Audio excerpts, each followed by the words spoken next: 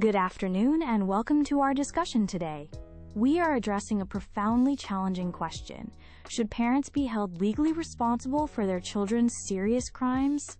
This is an issue that evokes strong opinions and touches upon complex legal and ethical considerations, forcing us to examine the boundaries of parental duty.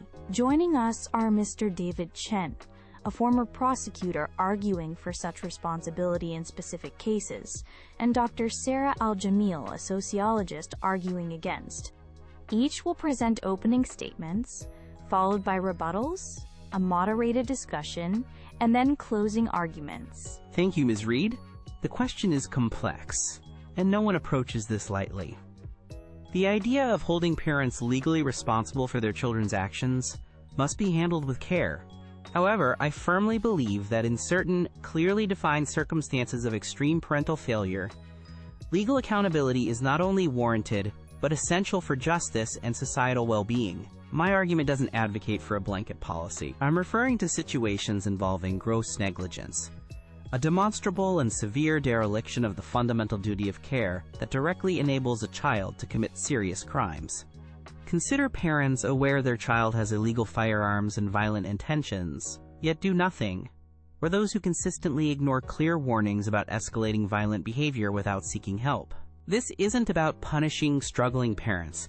It's about addressing situations where parental inaction, or even complicity, significantly contributes to a grave offense. Furthermore, a measure of legal responsibility could serve as a deterrent, motivating disengaged parents to be more proactive and take their responsibilities more seriously, contributing to societal protection.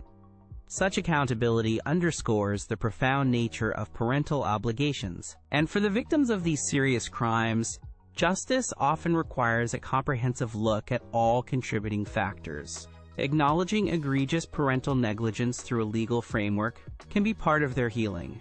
To be clear, my position pertains to serious, violent felonies, not minor offenses.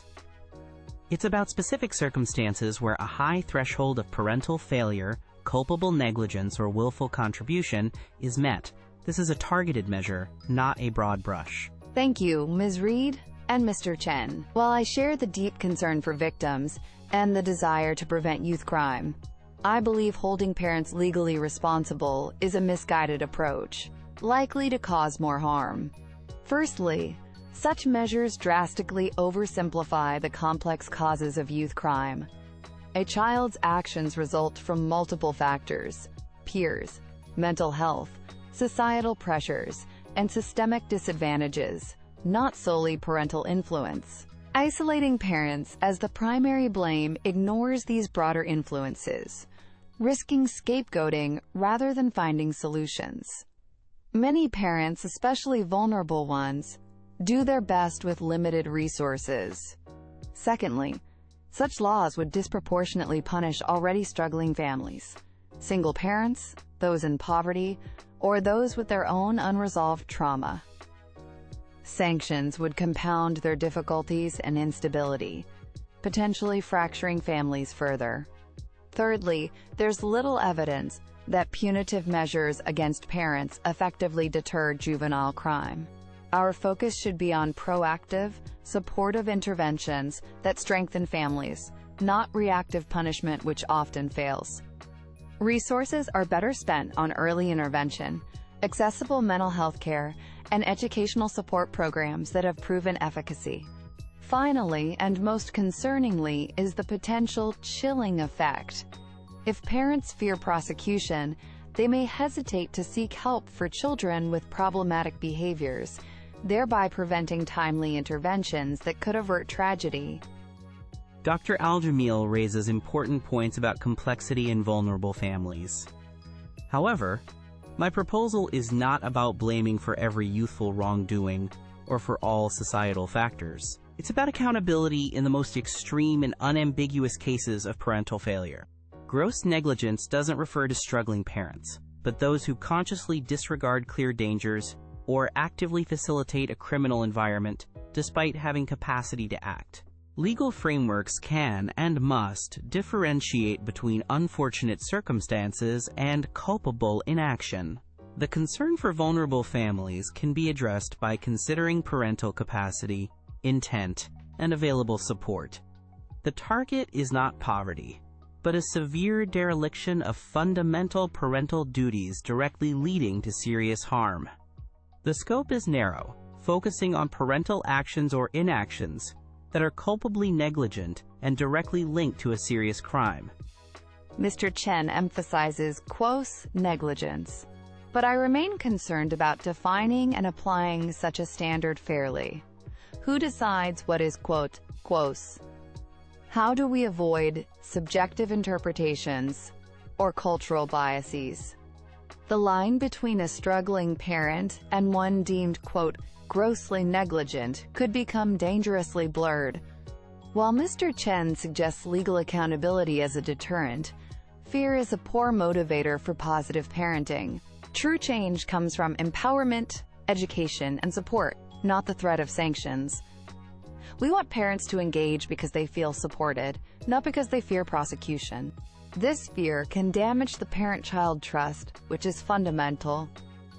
And, as I said, parents might hesitate to seek external help if they fear legal repercussions, leading to more unresolved problems. Mr. Chen, you've spoken about demonstrable negligence. Consider a teenager with no prior serious offenses who commits a sudden, violent act, leaving parents shocked and believing they provided a stable environment. Would your framework potentially hold them accountable? How would one establish demonstrable prior negligence if the signs weren't overtly visible to them? That's a crucial question. In such a scenario, where the act is sudden, uncharacteristic, and parents were genuinely unaware despite reasonable efforts, my framework would likely not hold them accountable. The key is demonstrable gross negligence or complicity with a clear causal link. It's not about penalizing parents for unforeseeable events.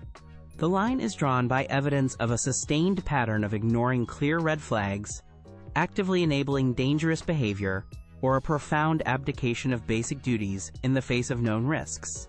It requires examining parental conduct leading up to the event. Dr. Al-Jamil, you advocate for support over punitive measures. However, what societal measures are appropriate when there's clear parental inaction or facilitation, like ignoring known gang involvement or weapon access that directly contributes to a child's serious crime? Ms. Reed, in such extreme cases, existing child protection laws and potentially criminal laws for endangerment or conspiracy should apply to parents for their own actions. The focus should be on those direct parental offenses. Beyond that, intensive family intervention services, mandatory parenting programs, and robust child protective services are critical. The goal remains to safeguard the child and rehabilitate the family. If parents actively contribute to criminality, address their own criminal behavior, not vicariously punish them for their child's actions. Dr. Al-Jamil, support is vital. But what about parents who actively refuse all help, deny obvious, escalating problems, and obstruct interventions from schools or social services? If their child then commits a foreseeable serious crime, arguably preventable with their cooperation, is there no point of parental accountability then, specifically tied to the harm their child caused? Mr. Chen, that scenario is troubling. However, attributing legal responsibility for the child's crime based on refusal of services is a slippery slope. Child protection laws should intervene forcefully when a child is at risk due to neglect. This can include educational or medical neglect, or exposure to dangerous environments. If parental non-cooperation endangers a child or denies essential care leading to criminal actions, the state must intervene, perhaps by removing the child or mandating services. But making parents criminally liable for their child's crime because they refused help, rather than for the direct neglect itself, still conflates distinct issues. It risks punishing parents for being uncooperative, rather than for direct criminal culpability in their child's offense. A critical concern, Dr. Al-Jamil. Gross negligence must be precisely defined, considering the parent's actual capacity, awareness, and reasonably available resources. It would explicitly exclude situations where lack of resources or disability are primary factors, not willful disregard. The focus is on a demonstrable failure to act when action was clearly possible and reasonably expected, irrespective of socioeconomic status. For example, failing to secure a known weapon. The evidentiary burden would be very high to prevent criminalizing poverty. The intent is to target egregious failures of responsibility, not to penalize struggle. In closing, advocating for parental legal responsibility in specific, extreme cases is not about indiscriminate blame. It's about recognizing that parental duties are profound, and severe failures directly linked to catastrophic harm warrant accountability. My arguments center on justice for victims, potential deterrence against gross negligence, and the societal expectation that parents will take reasonable steps to prevent serious harm when dangers are clear. This isn't about punishing struggling parents or those blindsided by unforeseeable events. It's about demonstrable, culpable parental failure, conscious disregard for safety, willful enabling, or profound dereliction of care directly facilitating a serious violent crime. The scope must be narrow, definitions precise, and evidentiary standards high. This is one component in a comprehensive approach to community safety, alongside robust support services, not a replacement for them. It sends a message that society offers support, but also expects fundamental parental responsibility when it comes to preventing grave harm. A balanced approach, acknowledging both support and accountability for egregious failure, best serves our communities and our children's futures. As we conclude, I reiterate my profound concerns about imposing legal responsibility on parents for their children's crimes. This approach risks oversimplifying youth crime and could inflict substantial collateral damage on vulnerable families and the crucial parent-child relationship. Such laws are unlikely effective deterrents, may disproportionately harm marginalized families, and could create a chilling effect discouraging parents from seeking the very help their children desperately need.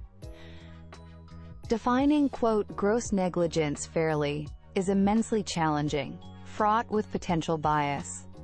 Juvenile crime is complex, influenced by poverty, mental health, peer influence, and systemic inequities.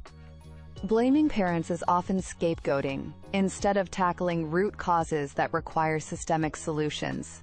This means strengthening families with accessible support services, providing comprehensive mental health care for children and adolescents, investing in quality education and community programs.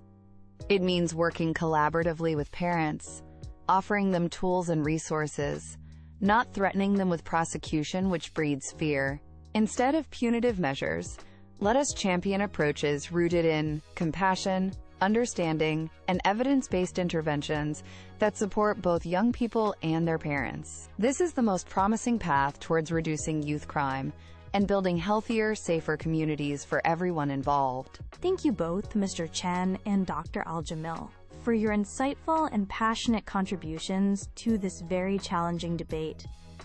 You have clearly articulated the complex issues. Today's discussion highlighted the tension between parental accountability and societal protection versus fairness, unintended consequences, and supportive interventions.